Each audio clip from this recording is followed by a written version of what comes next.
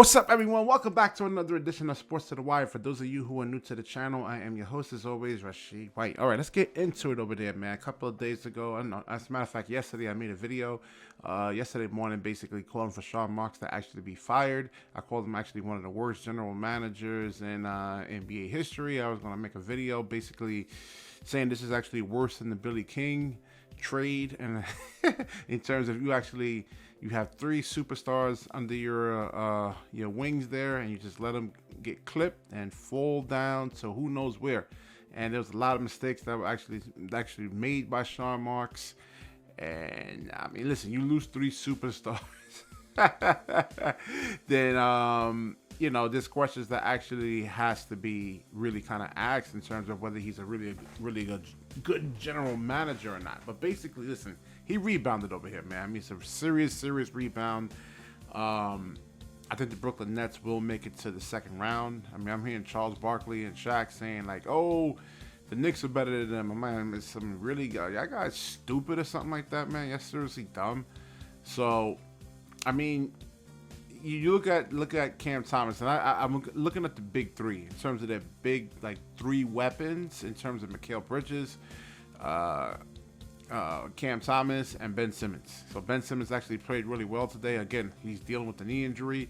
I don't think you get Ben Simmons back until probably real old Ben Simmons back until probably when he was averaging 17 points a game. Maybe next year and maybe next season. You know, you look at Porzingis in terms of how he's actually playing. He had a knee injury and surgery. And again, it takes these guys some time. There's psychological hurdles that these guys have to go through. You know, in terms of making sure, especially with a lower extremity injury. You've seen how Joe Harris is actually up and down. But let's look at the roster here. The roster is actually really deep. And I'm watching the Chicago Bulls game, and I'm like, man, in previous times, previous Brooklyn Nets teams, Vujicic would actually destroy this, man. He would have definitely got 30 points. I mean, the efficiency would actually be really good. But I mean, now we got finally, we got some athleticism. We got some length. We got guys who are 3-and-D guys that can actually shoot. And I look at Cam. What's his name? Cam Thomas. I gotta get to the roster. I keep getting these guys actually really confused over here, man. But Cam Thomas, he can actually just. I mean, I don't know. Can he actually be a superstar? I mean, just the way he actually sells the actual files, man. I mean, he's really actually good with that, man. I mean, yeah, Cam Johnson's another one, man. I mean, he's long, man. I mean, 6'8". I love the way, fundamentally, I love how he moves without the basketball, and he can shoot. It's like a much more athletic version of, let's say, Klay Thompson. And I'm watching him. I did a lot of research on him. I mean, he can move his feet. He plays really good defense. He's 23. He's actually getting better. His points per game is actually getting, in terms of every single year, it's actually just getting so much better. And the spacing that he can actually provide. I mean, I know the last Nets game, not this one, but the one previous, that he destroyed us, man. He was killing us.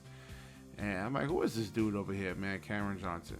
So, Spencer Dinwiddie, what I seen what I seen tonight out of him in the Chicago Bulls, there was a dramatic improvement to his overall basketball IQ, man.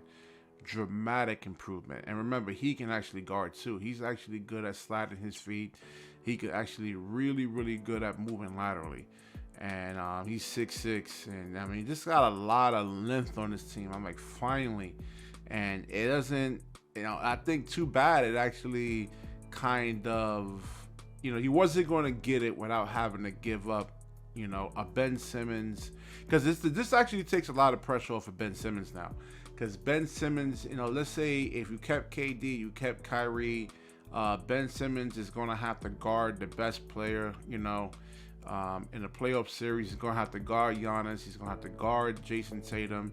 He's going to have to guard James Harden. He's going to have to guard Darius Garland. This takes a lot of pressure off of him. And sometimes with the referees, man, they can be very finicky. They'll call a lot of fouls, but in the playoffs now, they let a lot of things go. I mean, it's much more physical, and there's a lot of players. You saw it in Vucevic tonight that they don't like being hit, man. I mean, I played a lot of basketball, man, and I used to play physical, hit people, and you'll be surprised how that type of, and I'm not saying knocking them, hitting them, but just bumping them consistently, constantly getting on them can throw a lot of players' games off. A lot of players do not like that physicality, and it actually favors the Brooklyn Nets more in the playoffs go by, and they're gonna have to really kind of do this by committee. So you got Nick Claxton, who can switch 1 through 5. I mean, you got Mikal Bridges, and his point per game is actually going up. Very good contract, man. $20 million a year. I mean, a lot of these guys can start, man. I mean, you still got Royce O'Neal. He was a starter in Utah. Ben Simmons,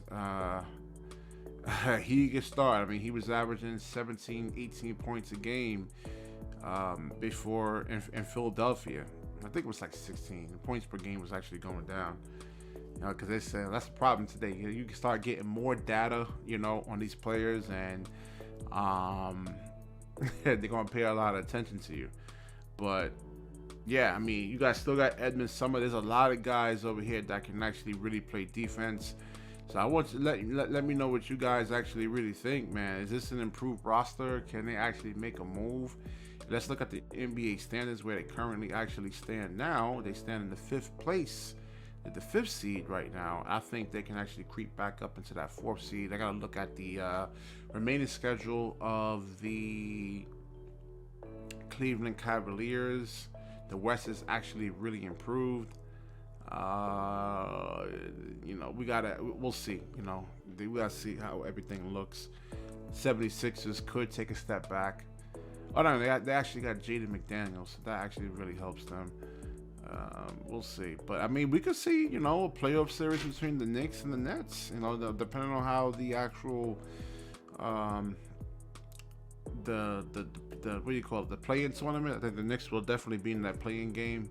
That's my actual prediction, and I think the Knicks will stay around 4 or 5, between 4 and 6. And this is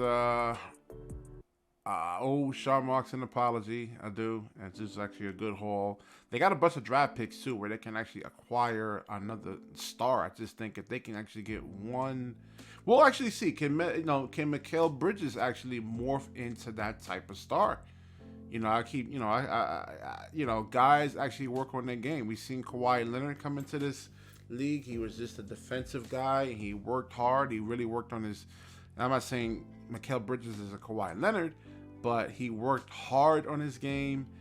And Kawhi Leonard, look where he's at right now. You see that same maturation in Mikal Bridges. Now, can he actually be that guy? And he was killing us in the last game with between the Phoenix Suns and Brooklyn Nets. He was killing us. So this is actually a really, really good trade. We finally got length. We finally got some athleticism. We got some youth. And just like I said, the roster over here looks really, really, really good, man. And I think what's his name? Cam Thomas is actually a superstar, man. Like I said, the way he was taught really well. I mean, the way he actually sells the fouls, man. It's like, it's like a guy that's actually been in the league 8-9 years. You don't see that from Kyrie, man. I mean, I was begging for that in Kyrie Irving. I'm like, dude, get to the line, sell the fouls. And Cam Thomas is really, really explosive. Now, he had a lot of bad shots, man, tonight. A lot of bad shots. Took a lot of bad shots. And I like the fact that, because I seen, when Spencer Dinwiddie would just sometimes wouldn't pass the ball, he would try to do a lot of things on his own, but he was using his team today. I'm really kind of excited today about the direction of this team. All right, so I will wrap the video up. Like, comment, subscribe. Certainly share this video. And when you share, the universe certainly shares back with you. Peace.